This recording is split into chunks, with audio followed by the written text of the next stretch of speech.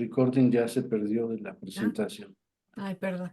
Este, eh, esta forma de estar en el diálogo con diferentes formas de la lectura, hoy nos trae verdaderamente un tema muy interesante y que creo que además, más de interesante, yo diría, es muy actual, porque esta manera de entender la posición, el lugar de cada uno de los, por llamarles así, saberes, en el caso del análisis sería del no saber o de los no saberes en la cultura, ¿cómo es que pudo, es la idea que a mí me da? Y bueno, en su momento haré las preguntas pertinentes, pero es esta forma de ubicar al psicoanálisis como producto de la cultura y qué es lo que aporta a la cultura. Es decir, hay una dinamicidad ahí entre psicoanálisis y cultura que estuvo, y por eso hago esas citas, no con el psicoanálisis, pero sí con temas de otra índole que tienen que ver con la subjetividad. eh, que siempre ha convocado a diferentes puntos de vista a dialogar por esa vía, y eso es algo que merece toda mi admiración y todo mi respeto. Irene, bienvenida a Gracias, este Carlos. taller de investigaciones y adelante. Tienes la palabra, o antes Yolanda quiere Si decir quieren, algo. yo les digo más o menos la dinámica, va a ser como siempre, el objetivo es tratar de hacer un diálogo con Irene. Entonces, los invitamos a que si tienen algo que decir o quieren participar antes de que ella termine su exposición, pues lo pueden hacer, solo levantan la mano y con mucho gusto. Listo, gracias, Irene. Bueno, pues adelante, Irene. Bueno, pues rápidamente agradecer a Carlos el haber sido pues un compañero tan importante a lo largo de todos estos años, en todos estos momentos en que si bien ha estado presente el interés y el tema del psicoanálisis, se ha trascendido y se ha incorporado la ecuación personal, ¿no? Entonces es alguien a quien quiero mucho, con quien es un placer coincidir cada vez que está la oportunidad de hacerlo. Y bueno, el taller nos brinda esa oportunidad.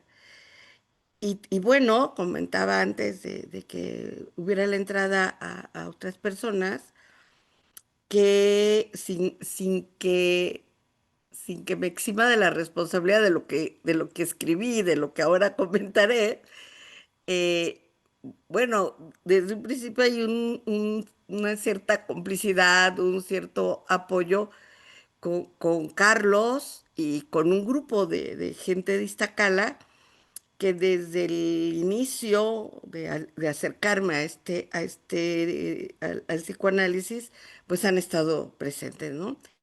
Y justamente lo que ahora recordaba con Carlos, con Yolanda, con Olga, es que este tema fue justamente el tema por el que yo entro a leer psicoanálisis. Y bueno, todos los inicios son difíciles, sin duda, ¿no? Y quizá también por eso atractivos. Pero de repente yo sí me sentía como que me hacía falta un montón de conceptos. Y bueno, afortunadamente tuve el apoyo de Carlos y de María del Carmen Bianchi para pues poderme ir apoyando ahí, dándome un poco el ABC de esto. Y bueno, fue suficiente para establecer esa relación transferencial con el discurso, con el autor y poder formar una grupalidad que aún a la fecha sigue siendo referente para muchos de nosotros, aunque ya no coincidamos en la misma institución, ¿no? Entonces, bueno, pues acá, acá me remite a esos años, muchos años ya, pero que se han pasado rápido, ¿no?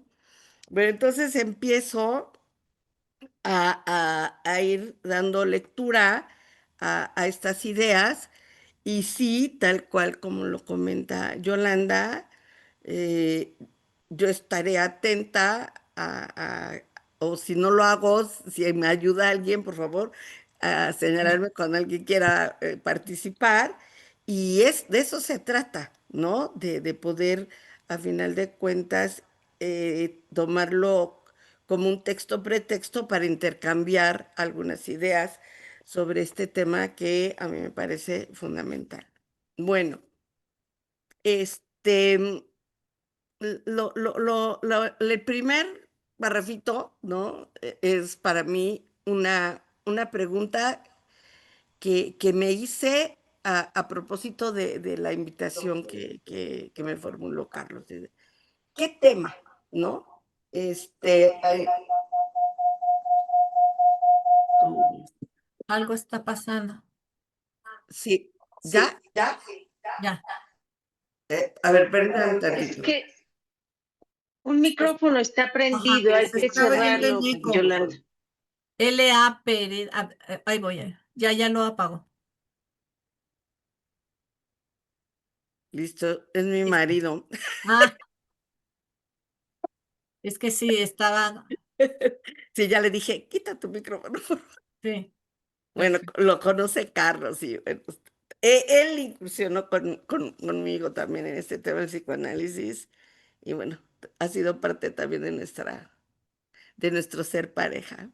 Bueno, Ujú. entonces les decía, cuando Carlos me hace esta invitación y además a sabiendas de todos los temas tan interesantes que se han presentado en este espacio, dije, híjole, está complicado, ¿no? Y pensé entonces en proponer el tema de la cultura, pero enseguida me hice la pregunta, co- ¿por qué ubicarlo como un tema que fuera medular en, y por lo tanto pertinente para este espacio, ¿no? Entonces la pregunta me la formulé así.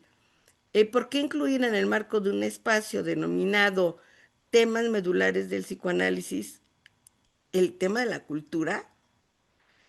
Entonces, bueno, a efecto de responder esta pregunta, me propongo desarrollar algunas ideas en torno a tres niveles de acercamiento, tres ángulos de acercamiento, que estoy segura no son los únicos, pero bueno, son los que en este momento me pareció que estaba en condiciones de desarrollar. Un primer nivel lo titulé Las condiciones de posibilidad y exigibilidad a la teoría psicoanalítica. Yo creo que a todos nos ha pasado en más de una ocasión que hay un cuestionamiento a qué tan vigente o no sigue siendo el psicoanálisis, ¿no? ¿Qué tanto podrá estar a la altura o no de los retos que hoy por hoy, no solo el psicoanálisis, sino todos los discursos estamos enfrentando? Entonces, en ese sentido, yo propongo dos momentos para pensar este nivel de análisis. El primero es ubicar las condiciones histórico-sociales y culturales en las que se produjo la propuesta freudiana psicoanalítica. Esto es lo que Michel Foucault define como las condiciones en las que puede sustentarse un discurso reconocido como verdadero sobre otras cosas, en términos de condiciones de un a priori. Al respecto, podemos señalar que es con la consolidación del capitalismo y por ende de la modernidad que es posible y requerido el estudio de la subjetividad, de la vida anímica singular y colectiva.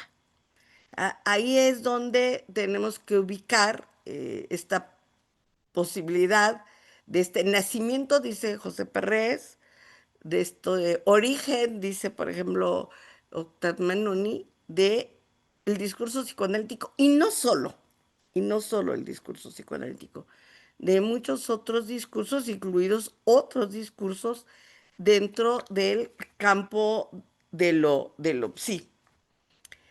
Yo sé que hay abundantes e interesantes materiales que dan cuenta cabal y minuciosa de estas condiciones y no pretendo más que enunciar una cuestión muy general, pero que me parece que no es importante, que es importante no perder de vista.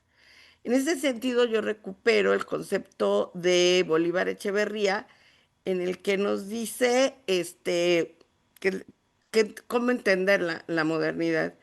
Entonces, para él, la modernidad se caracteriza por tres grandes fenómenos: la técnica científica, la secularización de lo político y el individualismo, lo que conllevó la creación de un imaginario social del humano basado en la confianza, en su capacidad de enfrentar, conquistar y dominar las fuerzas de la naturaleza, en la eficacia terrenal de la técnica y el conocimiento científico, ¿no?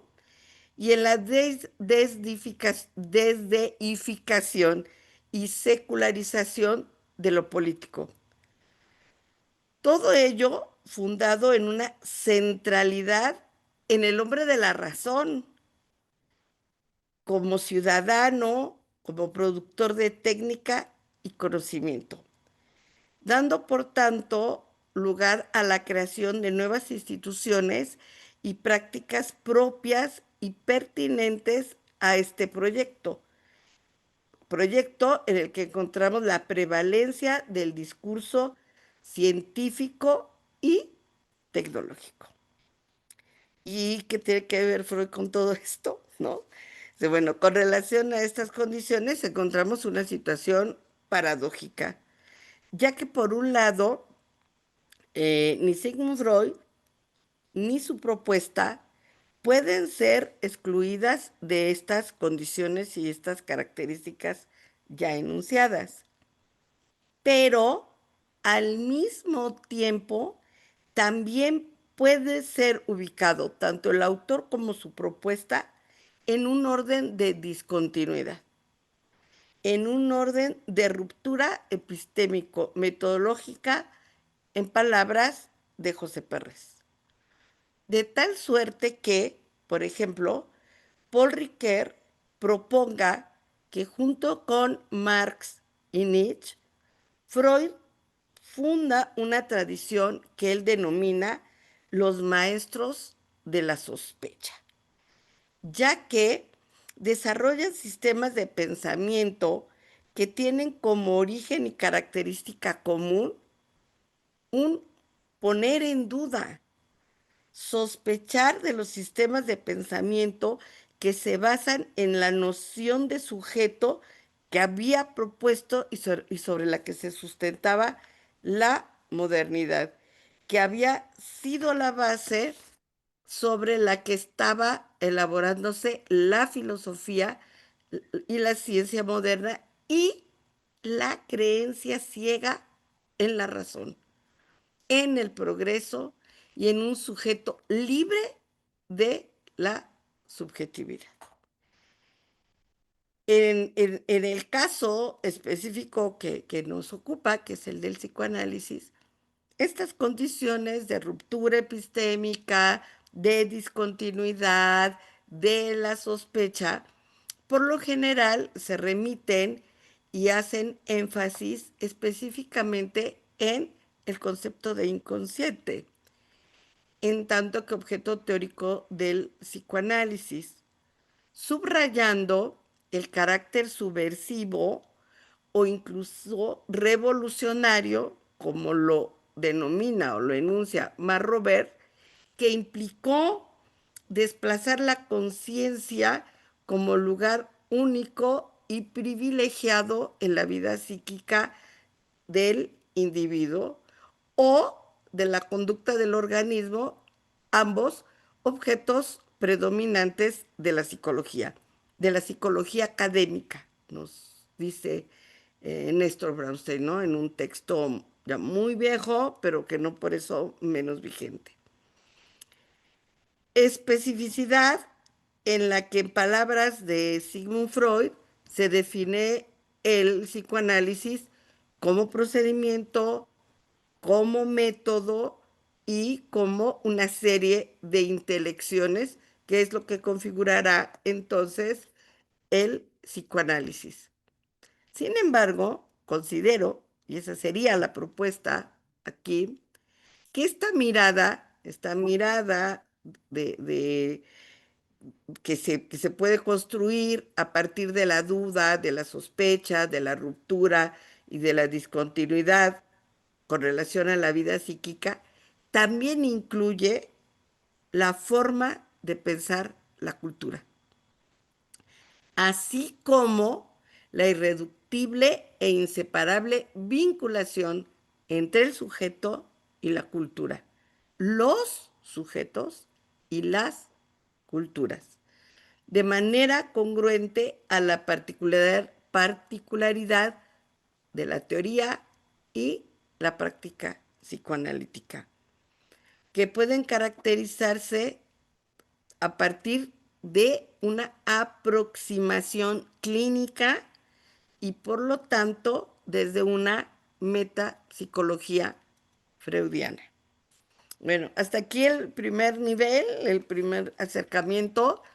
Yo no sé si de lo que hasta ahorita he comentado hubiera algún comentario, alguna participación, o si me sigo con el apartado 2.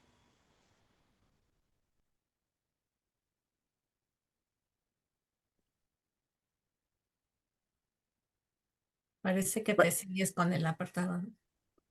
Parece que sí, ¿verdad? Ok.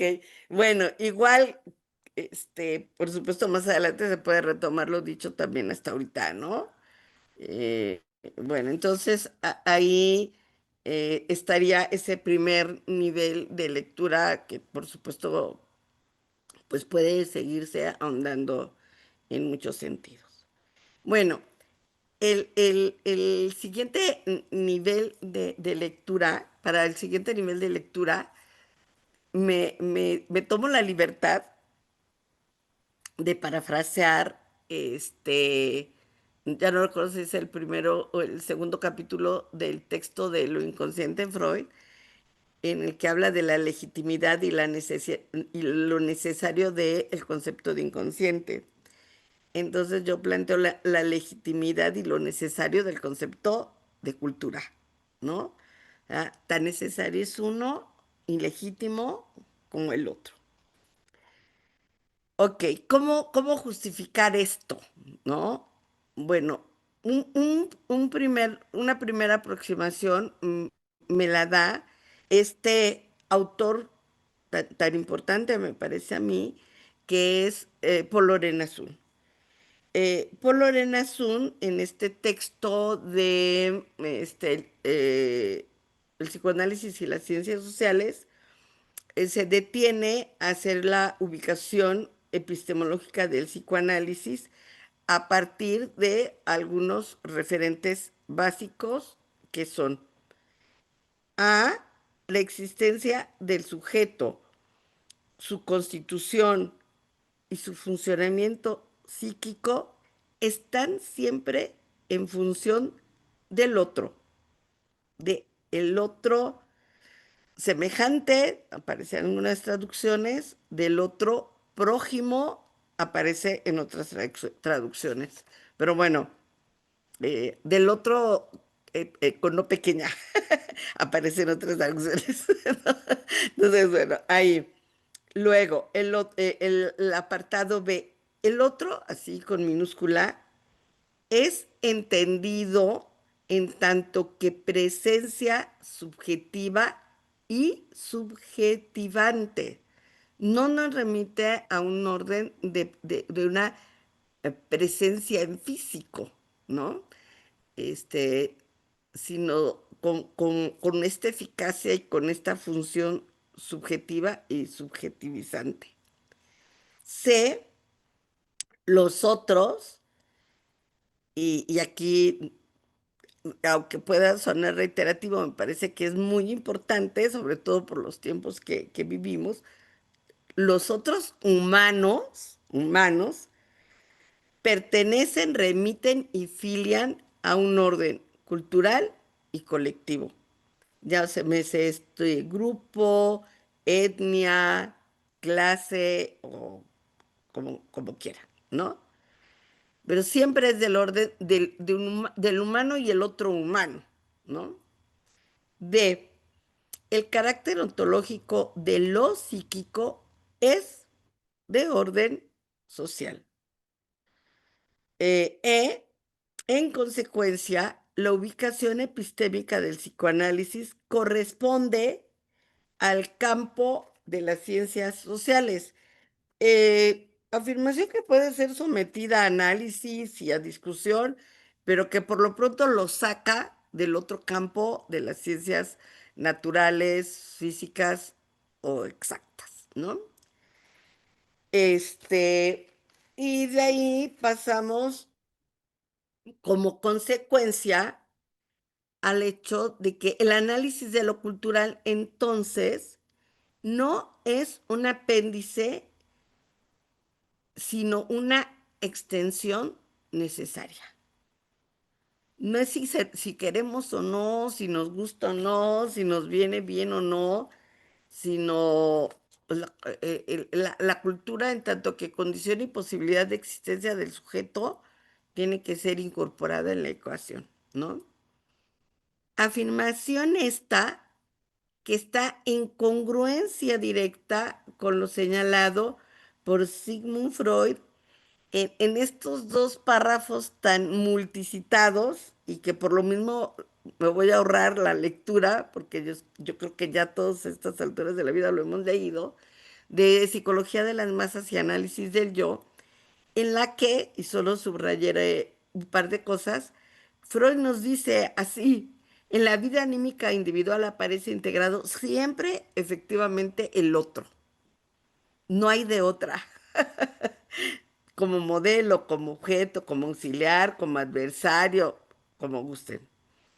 De tal suerte que pues, la psicología social o el trabajo desde y con lo social está justificado en un sentido amplio, ¿no? Luego, lo otro que yo quisiera retomar de esta misma cita es justo lo que sigue en el texto. Dice, de ahí que entonces la relación del sujeto con sus padres, sus hermanos, con la persona objeto de su amor y con su médico, esto es, con todas aquellas personas que hasta ahora han sido objeto de la investigación psicoanalítica, pueden aspirar a ser consideradas como fenómenos sociales. Aquí hago un pequeño paréntesis porque creo que también hay un tema interesante a desarrollar, la diferencia entre cultural, social y civilización. Asumiendo que aunque en diferentes textos los encontramos como refiriéndonos aparentemente a lo mismo, no son sinónimos. Y sí requiere de un trabajo más a detalle como para decir pues de qué estamos hablando y cómo se vinculan y cómo se diferencian. Pero bueno, esa será tema de otra reflexión, pero sí creo que es importante que se tenga claro esto, ¿no? Bueno, de aquí entonces, a partir de este texto, lo que implica es no solo una legítima ubicación del psicoanálisis en el campo de los saberes sobre lo humano, sino lo necesario de una teorización sobre la cultura. Entonces, ¿es legítimo? Sí. ¿Es necesario? También. ¿Por qué? Porque nos permite deducir el armado de la estructura subjetiva y además permite sostener una clínica de lo social fundada en el psicoanálisis, ¿no? Y ahí hay también otra serie de análisis más finos que pudiéramos hacer, ¿no? Pero bueno, lo podemos dejar para adelante. Esta última afirmación la tomó de Irene Grisser. De ahí que el psicoanálisis no solo posibilita, sino que exige el análisis y la puesta en marcha de dispositivos que den cuenta e investiguen en lo colectivo. Lo colectivo entendido como matriz a partir de la cual se constituyen los vínculos sociales, no como mero dato numérico, sino como matriz en la que se constituyen los lazos sociales que se singularizan en cada sujeto, ¿no? Y bueno, esta parte también me parece que es todo un tema bien interesante, que justamente hace 15 días platicamos ahí en otro espacio con Carlos a propósito de un pensamiento que nos compartió, en que se hacía la invitación pues, a salir del consultorio, ¿no? E ir ahí donde se requiere este trabajo con y sobre la vida psíquica, subjetiva, singular y colectiva. Si Carlos no se los ha compartido, hay que pedirle que lo comparta, porque la verdad es que es un texto muy, muy interesante y muy provocador. Bueno, ahora, a partir de esta serie de consideraciones que les acabo de leer, hay otra consideración más en la que señaló que la obra freudiana, como todo texto, está abierto a múltiples e incluso contradictorias lecturas, por lo que es importante hacer explícitas las coordenadas desde las cuales se realiza la propuesta que aquí estamos exponiendo, eh, asumiendo que es una y que seguramente podrá haber otras propuestas, ¿no? Esta propuesta la estaríamos pensando con 4 supuestos, ¿no?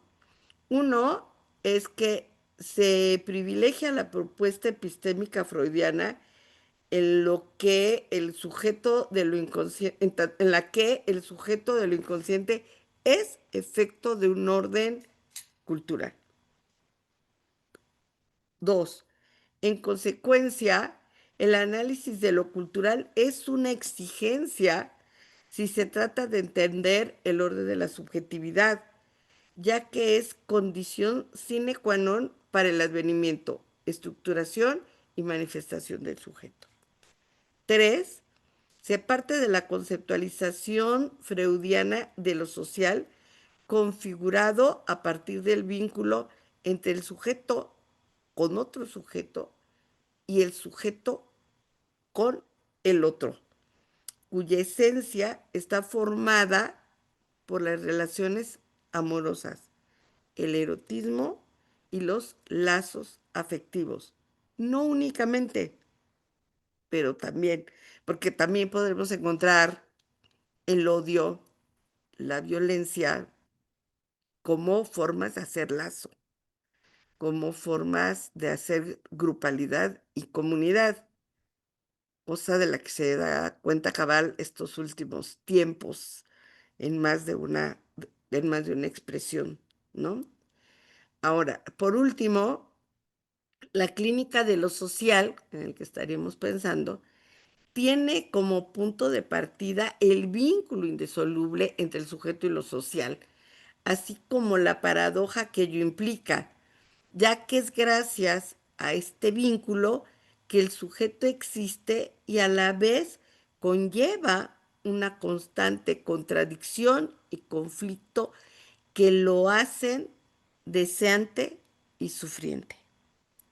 Bueno, este, también, por supuesto, acá hay toda una serie de consideraciones que se podrían hacer, como por ejemplo esto que Freud desarrolla, particularmente en el malestar en la cultura, de cómo requerimos a la cultura y al mismo tiempo es una fuente de malestar, ¿no?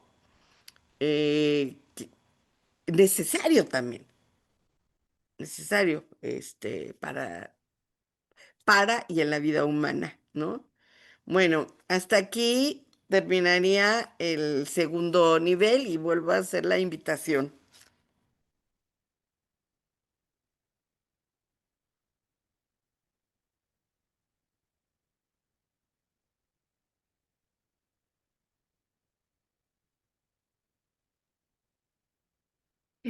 Oye, Irene, yo no sé si es pertinente ahorita, pero sí me gustaría que pudieras profundizar un poco en lo que dijiste en tu primera ecuación sobre la técnica y de cómo se va segmentando la política, así lo entendí, y que se va privilegiando el individualismo en lo humano. ¿Y eso qué repercusiones tiene, no solo en la técnica psicoanalítica, sino también en la forma en cómo nos estamos relacionando en la actualidad, ¿no? Como sociedad. Bueno, agradezco mucho tu pregunta y yo la pensaría en dos sentidos.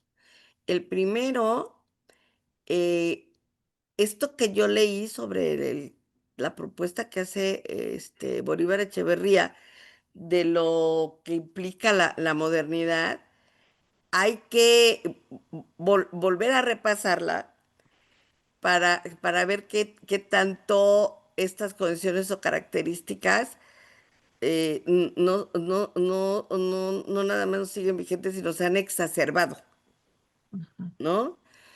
Cómo se han sumado una serie de características culturales en las que el individualismo se ha potenciado ujú, con todas las implicaciones que esto tiene y cómo el lazo social, por un lado, se ha fragilizado y por otro lado se ha transfigurado. Fragilizado, lo pienso en el sentido que hacemos lazos cada vez más lábiles, ujú, ¿no? Más puntuales, más lábiles, más.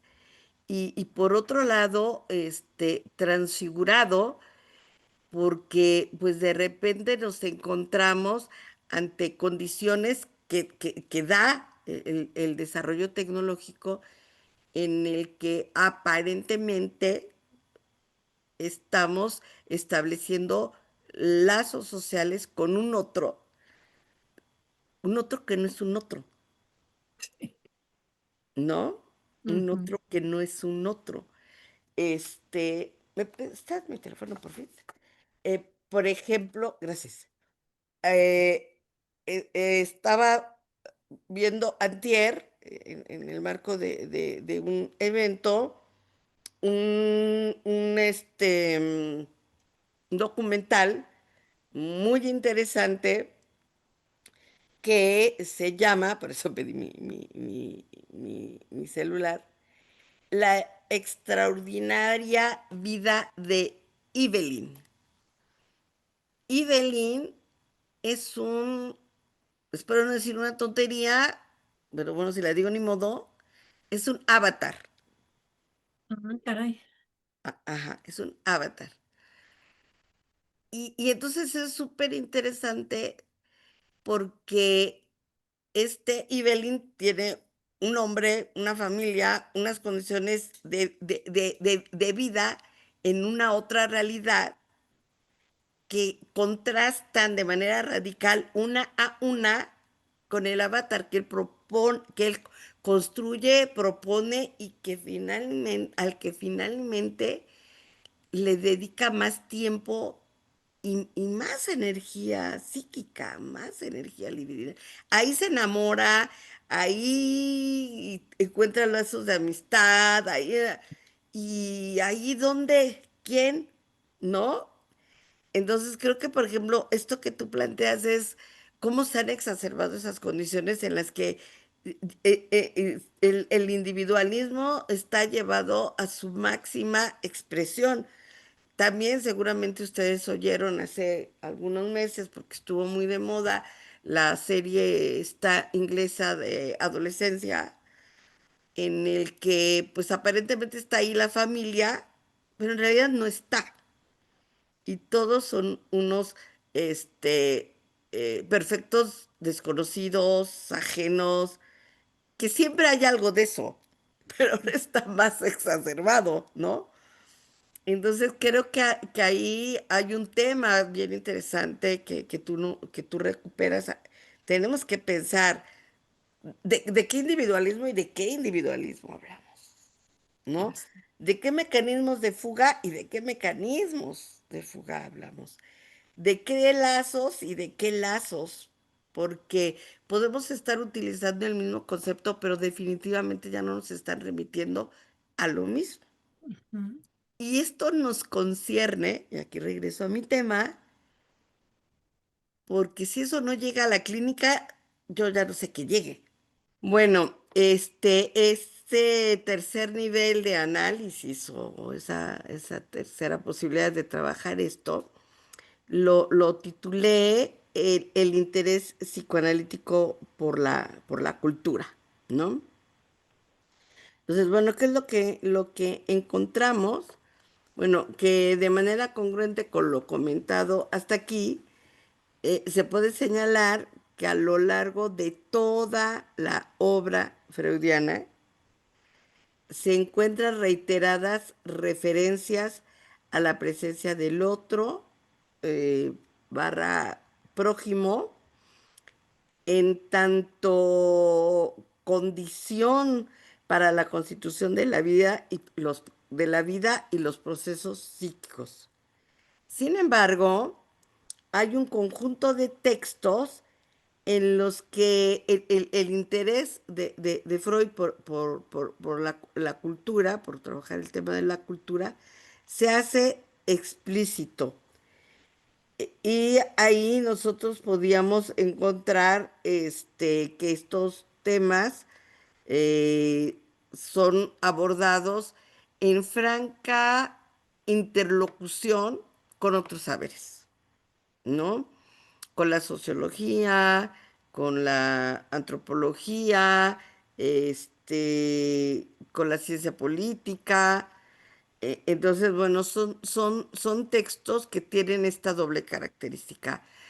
Tener como objetivo claro, explícito, reflexionar sobre lo cultural o alguna de las manifestaciones culturales de las instituciones, por ejemplo, el porvenir de una ilusión, específicamente el tema de la religión, este, psicología de las masas y análisis del yo, el ejército y la religión,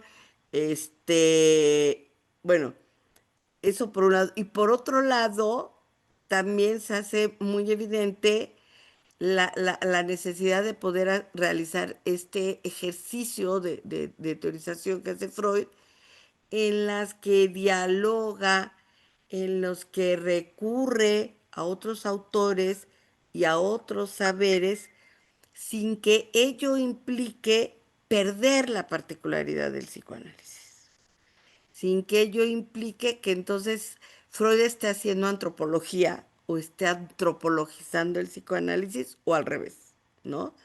Y ahí es, creo yo, un reto bien interesante, ¿no? De ahí que a partir de este interés que Freud muestra, tanto en su obra en general como en esos textos en particular, que por ahí Daniel Gerber en algún momento dice los mal llamados escritos sociales. Bueno, yo no sé si mal llamados, pero bueno, denominados escritos sociales, ¿no? Para hacer referencia a este conjunto de textos. Bueno, Eso configuraría una primera manera o una primera vertiente que encontramos en la teorización de Freud. La teorización sobre temas eminentemente culturales como la moral sexual cultural y la nerviosidad moderna, como en Tótem y Tabú, como en Psicología de las Masas, análisis del yo, el porvenir de una ilusión, el malestar en la cultura, el porqué de la guerra, el Moisés y la religión monoteísta. Y a mí me parece, habría que incluir en este listado, entre otros, pero me parece que un texto fundamental, el texto de lo ominoso, ¿no? Como un texto imprescindible de leer para tratar de trabajar estos temas.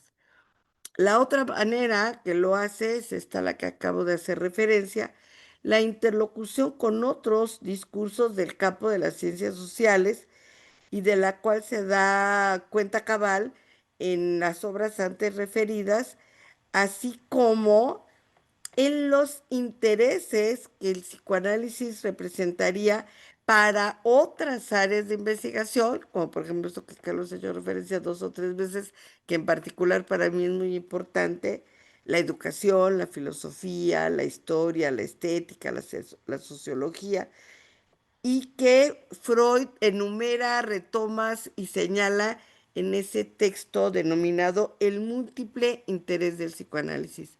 Múltiple interés del psicoanálisis en los dos sentidos, ¿no? Que el psicoanálisis tendría que resultar de interés o podría resultar de interés desde estos campos y al revés, que el psicoanálisis se deje ser interpelado, ¿no? Por estos otros campos, saberes, discursos, prácticas, ¿no?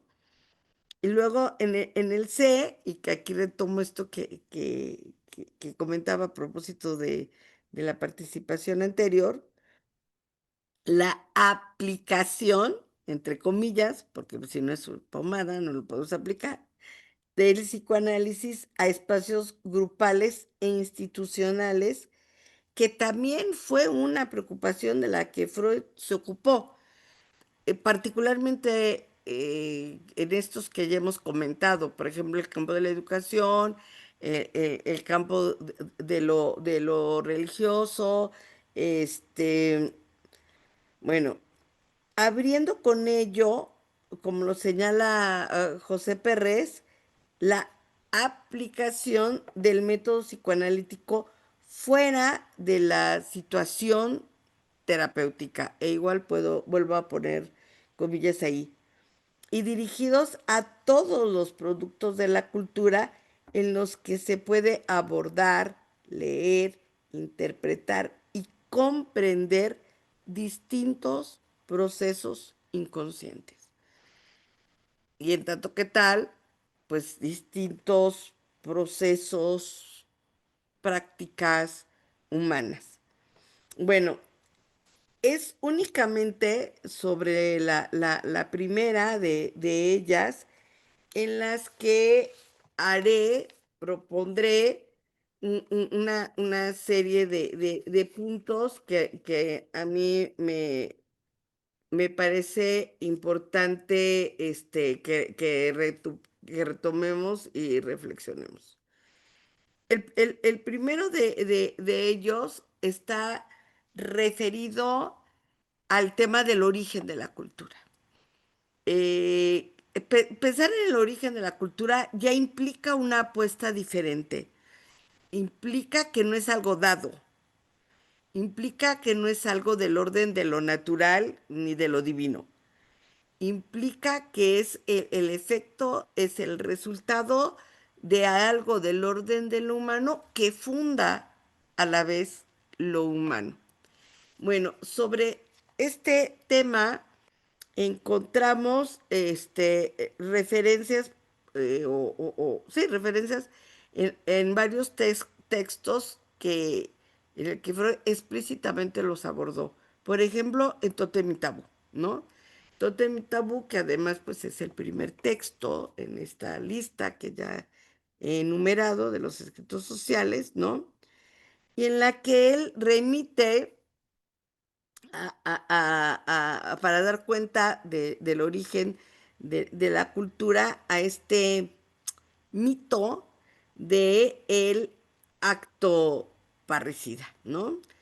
En el que nos dice Freud, en Tótem y Tabú, es la primera organización social, cuyo origen se encuentra en la constitución de dos elementos simbólicos fundamentales: el tótem como representación del padre y el tabú como primera ley humana, no natural, ¿no?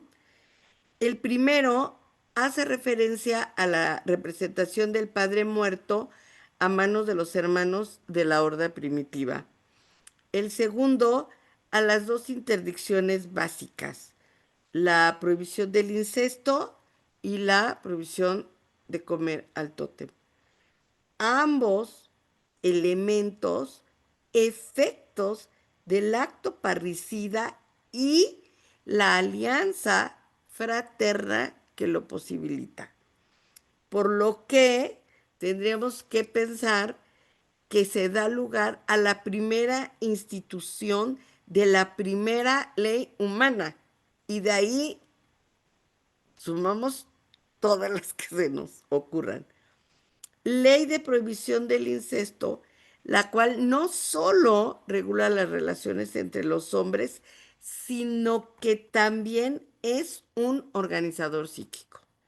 Y que entonces hay que distinguirla de otras leyes como son las leyes del Estado y de otras leyes como son las leyes naturales, ¿no? A ninguna de las cuales nos podemos abstraer. O sea, estamos sometidos a un triple régimen de legalidad, ¿no?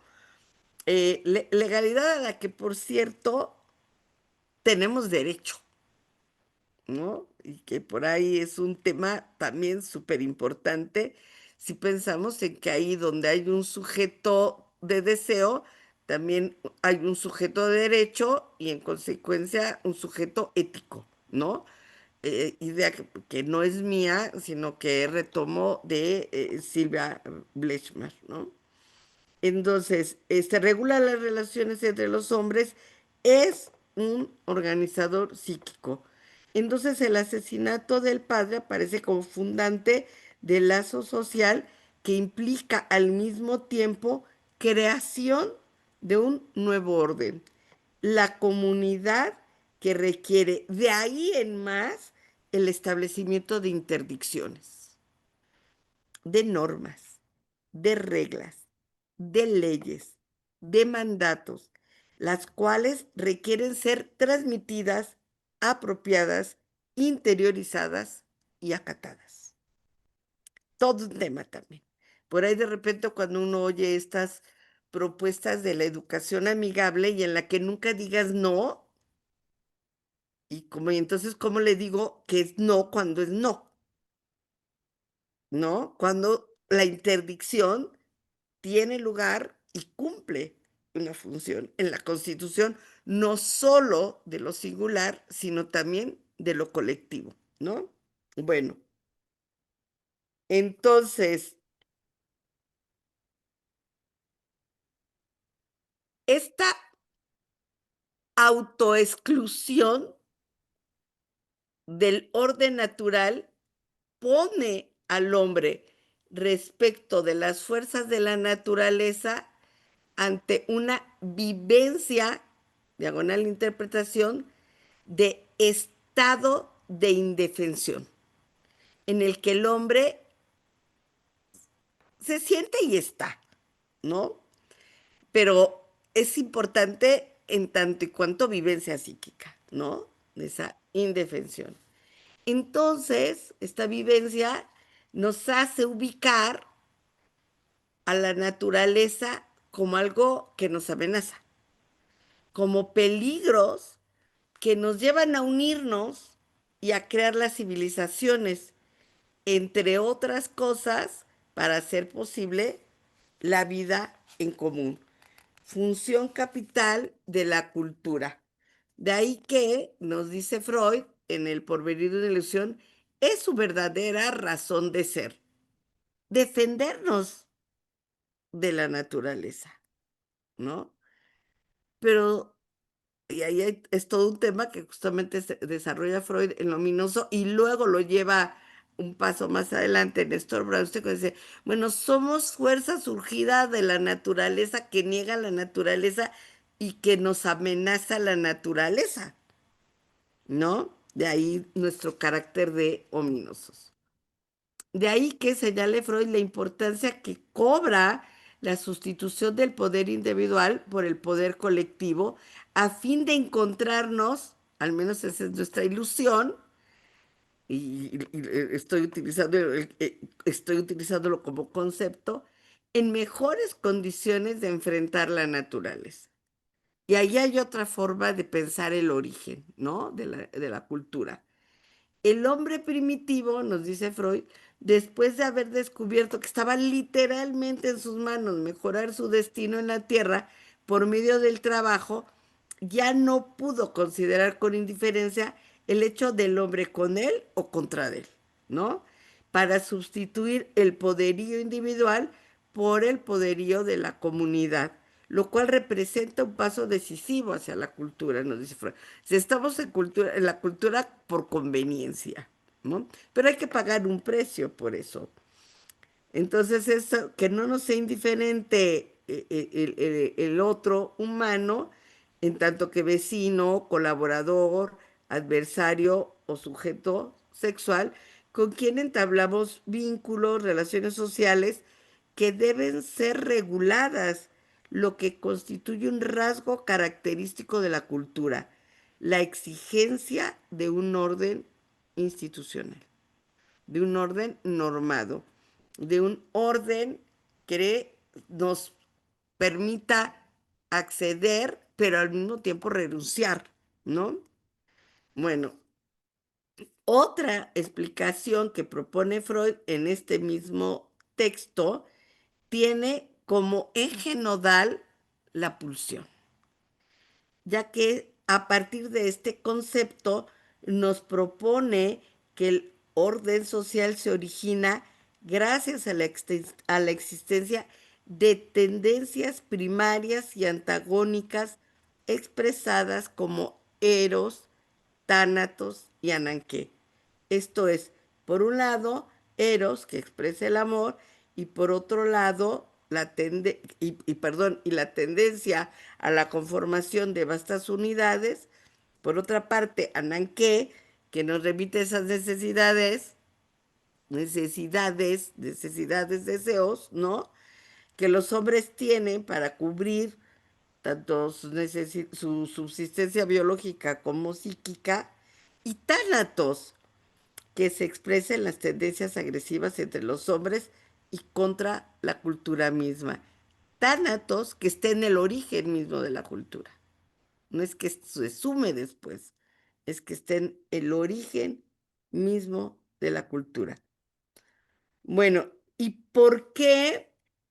Porque es muy importante el tema de la pulsión. Porque solo existe la pulsión en la medida en que es transfigurado el instinto, en la medida en que es desviado, pervertido, disfuncionalizado el orden de lo instintual. Y en tanto que tal, puede tener no solo múltiples objetos, sino múltiples destinos. Entre ellos, la renuncia, la postergación o la creación. Funciones estas tres, pues fundamentales para la existencia de la cultura y la posibilidad de establecer lazos sociales, lazos libidinales, que son lo que permite la creación de este orden que Freud va a denominar la masa, ¿no? Pasar de la multitud a la masa solo es posible en la medida que existe esta posibilidad de establecer vínculos, de establecer lazos sociales que entrecruzan y que son su soporte y condición de existencia.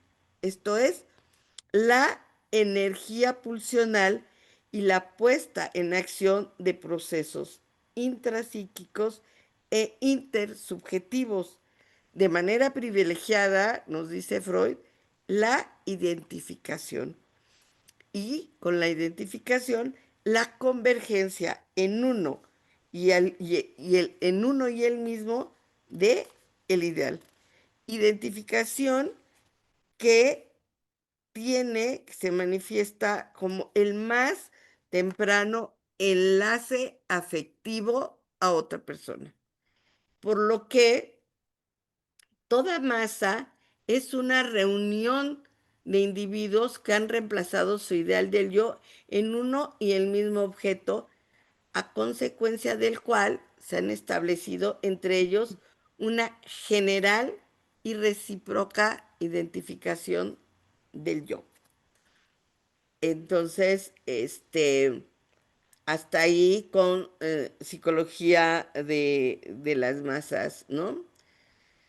Luego pasamos a otro punto que también es muy importante, es muy interesante, y es cómo lo define Freud.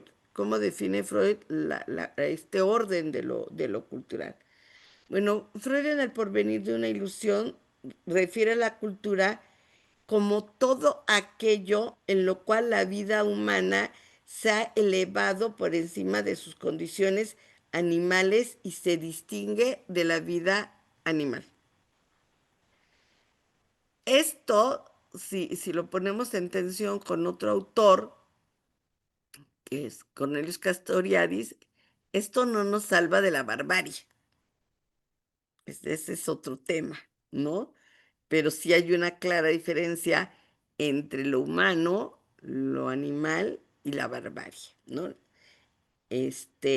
Bueno, entonces la cultura opera como un sistema complejo de modulación de los impulsos, donde la renuncia no es una pérdida, sino la condición misma de la existencia de la sociedad y de nosotros mismos.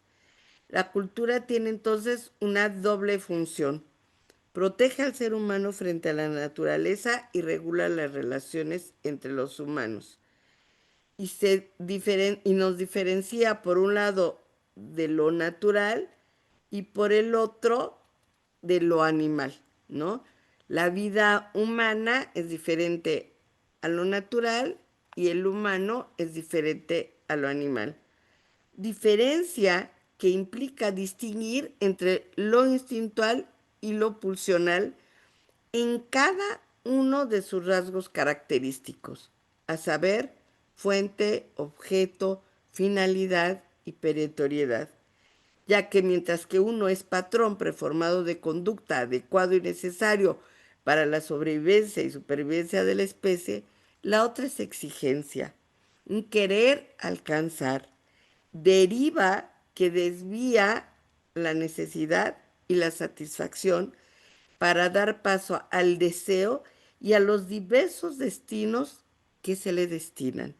Entre ellos, les decía hace rato, la postergación, la renuncia, convertirse en lo contrario y la posibilidad de crear y crearse, ¿no?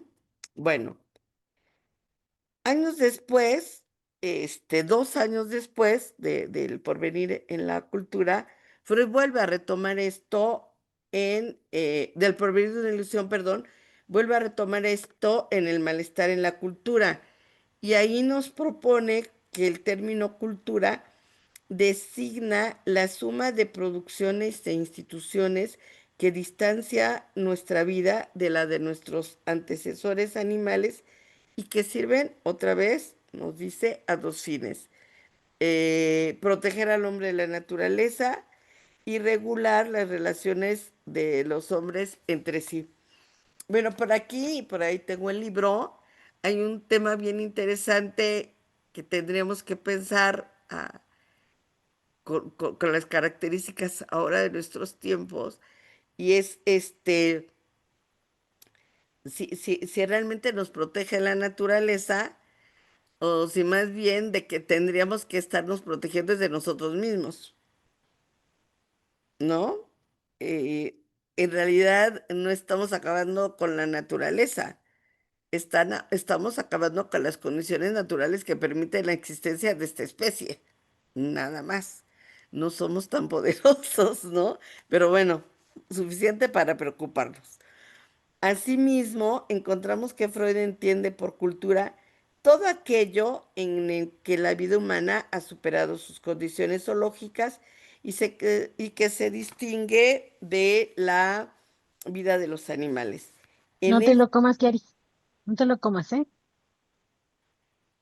eh, no sé, Loreli, ay, no voy a sé para limpiar. quién esté funcionando la interdicción. No, no, Ok, es que no apagó su micrófono, Loreli, pero ya se lo apagué. ok. Bueno, este, ok, entonces en esta misma obra, Freud nos dice que aceptamos como culturales todas aquellas actividades y bienes útiles para el hombre y que consignaremos como primeros actos culturales el empleo de herramientas, la dominación del fuego, la construcción de habitaciones y que existen entonces dentro de esta perspectiva dos pilares fundamentales sobre los que reposa la cultura. Uno, la dominación de las fuerzas de la naturaleza, en el que aquí habla claramente del proyecto de la modernidad de esta propuesta. Y por otro lado, la coerción de nuestras pulsiones, ¿no? Terminando esto, podemos ligar otro punto también muy importante que Freud desarrolla y que son cuáles son las características de la relación entre el sujeto y la cultura. Y entonces ahí encontramos que esto implica nuevamente otra paradoja, ya que implica pensar que el sujeto es un ser de cultura, por un lado, y que la creación de la cultura tiene como objetivo para el hombre mejorar sus condiciones en la tierra, están en mejores condiciones para enfrentar las amenazas del sufrimiento, pero al mismo tiempo la cultura se constituye en una fuente de malestar y sufrimiento, ¿no? Y Freud lo describe de la siguiente manera. Él ubica tres fuentes de sufrimiento humano. La supremacía de la naturaleza, la caducidad de nuestros propios cuerpos y la insuficiencia de nuestros métodos para regular las relaciones humanas en la familia. Y el Estado y la sociedad, esto es, nuestra tercera fuente de sufrimiento, es de origen social, ya que nos impone renuncias, nos impone postergaciones. Pero ahí, si retomamos el concepto de pulsión, podríamos estar pensando que esta renuncia y esta postergación no solo la impone la cultura, sino que forma parte de la propia pulsión, ¿no? Porque justamente aquello que se busca es a lo que se renunció desde un origen, aquello que se perdió desde un origen.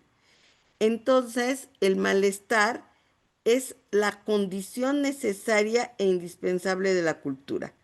La prohibición y la renuncia y las características propias de la pulsión. El ser humano vive de acuerdo con la cultura fundada en la renuncia pulsional y en la culpa que por ello mismo, por ello y al mismo tiempo requiere ser incluido en la cultura. Es por lo que el hombre se convierte en un virtual, y a veces no tan virtual, enemigo de la civilización. Bueno, otro Otro último punto que a mí me parece también que está en Freud y que es muy importante trabajar es el tema de la historia. ¿Por qué el tema de la historia? Bueno, porque en él, y otra vez es en estos mismos textos, en Tótem y Tabú, en El malestar de la cultura, en El porvenir de la ilusión, que nos dice, ¿no? Que la cultura está en permanente proceso de construcción y de transformación, pero que este proceso, este, nos da Freud diferentes formas de explicarlo, de abordarlo. Uno de ellos, en Tótem y Tabú, lo equipara a un proceso de maduración psicosexual, no de maduración como fruta, sino de maduración psicosexual, ¿no? De desarrollo psicosexual, teniendo como modelo, y esto es algo muy importante para lo que podemos trabajar más adelante, el modelo de constitución, particularmente de lo neurótico, a lo neurótico, teniendo como un rasgo fundamental la renuncia al placer y, por otro lado, la inclusión a la condición humana y al acatamiento de las normas que se nos impone desde la cultura. Condición que, regresando a la pregunta que hacías hace rato, Yolanda, habría que pensar si sigue siendo vigente o no, ¿no? Si realmente ahora lo que se nos impone es renunciar o es el plus gozar, ¿no? La demanda, la entrega infinita y perpetua a la obtención del placer inmediato, puntual, a la descarga, ¿no? Ahí habría que pensar eso. Por otra parte, también, tanto en El porvenir de una ilusión como en El malestar en la cultura, Freud ubica la existencia del conflicto y del malestar como los motores para buscar otras y nuevas formas de organización social. Inclusive nos dice en El porvenir de una ilusión, una sociedad que deja al mayor número de sus miembros insatisfechos no puede ni merece preservarse. Y bueno, ahí hay todo un reto. O asumimos el malestar cada vez más y más generalizado como condición de vida y ya, o lo transformamos en posibilidad y en reto de cambiar estas condiciones que hemos creado. Bueno, para ya terminar, en los últimos minutitos, voy a leer algo que denominé puntualizaciones por hoy y para hoy, ¿no? O sea, a continuación enumeraré una serie de puntualizaciones para poder seguir comentando, trabajando, proponiendo. Uno, el tema de lo cultural no puede ser eludido ni ajeno al psicoanálisis en todo lo que el psicoanálisis abarca e implica. Teoría, método, procedimiento y ética, y por lo tanto es un tema medular. Dos, hablar del psicoanálisis en la cultura equivale a decir, dos puntos, en el malestar en la cultura. Tres, las condiciones que hicieron posible y exigieron la producción de un saber sobre el mundo sí, a más de un siglo, han cambiado notoriamente, por lo que hoy vuelve a ser un imperativo inventar el mundo porque el mundo es nuevo. 4. La cultura ha cambiado, como han cambiado las formas de pensar, sentir y estar en ella, como efecto de lo que los mismos humanos hemos transformado, transfigurado y trastocado, incluido a nosotros mismos como humanos. 5. La ubicación epistémica del psicoanálisis hace necesaria y legítima la teorización sobre la cultura acorde a él y no una teorización salvadora o legitimadora. O sea, cada quien tiene que cultivar su propia parcela, ¿no? 6. La posibilidad de esta teorización está dada y sustentada en y desde la clínica. 7. La teorización sobre lo cultural presente en la obra freudiana remite a un orden instituido por la acción de los hombres, que a su vez los saca de un orden natural y los deriva a un orden del cual son creadores y criaturas al mismo tiempo. 8. La propuesta freudiana sobre la cultura está presente en toda su obra y no solo en los denominados escritos sociales. 9. Por lo tanto, toda la obra, constituye un punto de partida para la elaboración de una metapsicología sobre la cultura. 10. Y a mí me interesa muchísimo. Podría prescindir de todos los demás, pero de este no. Un principio fundamental para sostener y realizar el trabajo clínico con y desde el psicoanálisis lo encontramos siguiendo en Pierre Aulanier, incluyendo la realidad cultural. Incluir la realidad hacia el exterior, su crítica al mundo instituido, y hacia el interior en la práctica analítica, subrayando los poderes de la realidad sobre lo que podrá ser pensado y lo que no, sobre la institución la institución de lo que la sociedad decide acerca del contenido del pensamiento y sobre la realidad, por lo tanto, que nos puede enfermar. Pensar el psicoanálisis situado y en situación en la sociedad tardomoderna o posmoderna, resultado de los cambios generados básicamente en el sector económico y en el mercado, así como los avances tecnológicos que han producido un orden social que Han define como la sociedad del cansancio. Y bueno, pues hasta ahí, lectura apresurada, pero terminada.